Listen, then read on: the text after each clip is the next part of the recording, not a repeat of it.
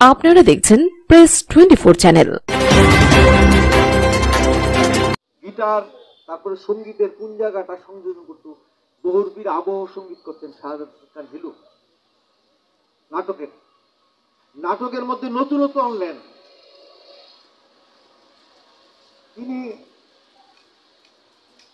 বাংলাদেশের সেরা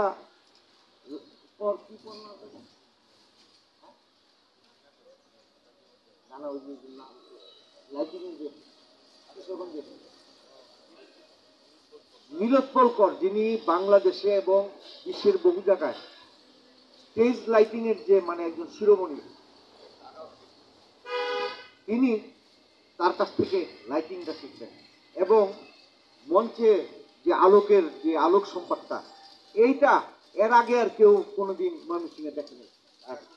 এবং ঢাকা শিল্পকলা একাডেমি, হ্যাঁ নীলোৎপলকর, এইভাবে তিনি নিজেকে সমৃদ্ধ করেছেন।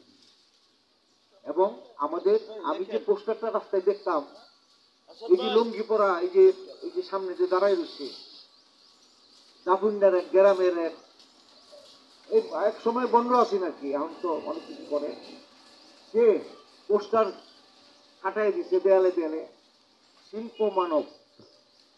তা আমি হিসাব করে দেখলাম যে সত্যিকারের অর্থেই যে শাহাদাত হোসেন খান হিলু শিল্প মানব।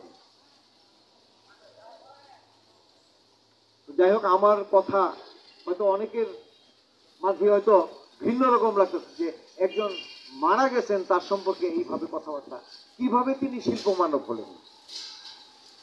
তারপর তিনি কি করেছেন, গোলাপের বাগান করেছেন, ময়মনসিংহের গোলাপ ফুলের competition, Shahadat Hossain Khan হিলু champion first.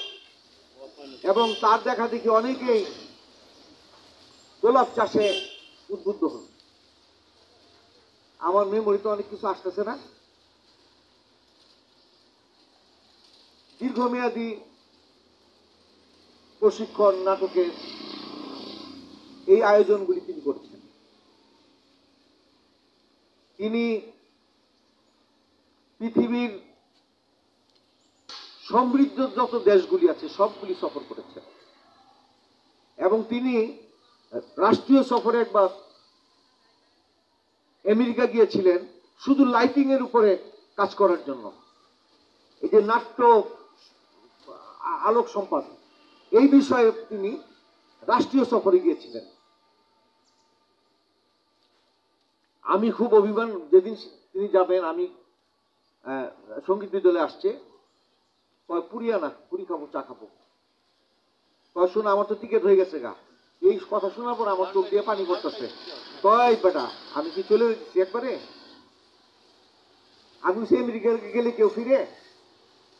America গিয়া আমার মাসখানেক পরে একটা চিঠি দিল যে সে আমেরিকায় আমি অনেক বড় বড় প্রতিষ্ঠান আমি পরিদর্শন করেছি, অনেক সাংস্কৃতিক সংগঠন, সঙ্গীতের একাডেমিতে পরিদর্শন করেছি, আমি আসতেছি দেশে খুব শীঘ্রই, দেখি একটা ভালো কিছু করা যায় কিনা।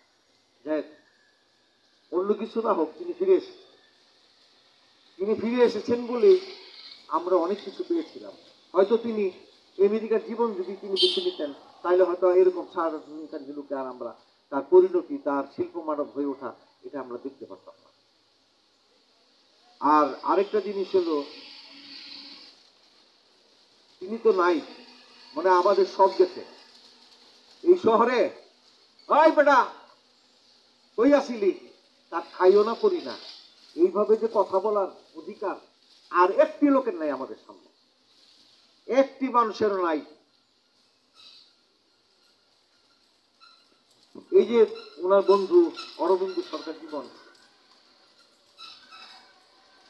এক হৃদয় এক আত্মা, কিন্তু হিলুর সামনে পুন্ডাদানি আজকে হয়ে যায়, আজকে জানি কি হয়ে যায়। এই যে আবার সে যখন নরম হয়ে যায়, তখন তার থেকে মনে হয় যে এত আদর, এত ভালোবাসা আর কোথাও নাই। তার সঙ্গে আমি অনেক জায়গা সফর করেছি। আমি ঢাকা শিল্পকলা একাডেমি, বাংলা একাডেমি, আমরা খুলনা গিয়েছি, আমরা এই শেরপুর নাজিমের বাসা, এগুলো অনেক অনেক জায়গায় গেছি। কত যে তার গালিগালা শুনে নাই এরকম এই শহরের মানুষ একটিও নাই, যে তার গালি শুনে নাই। তারপরে বলছি যে না, এটা দরকার ছিল।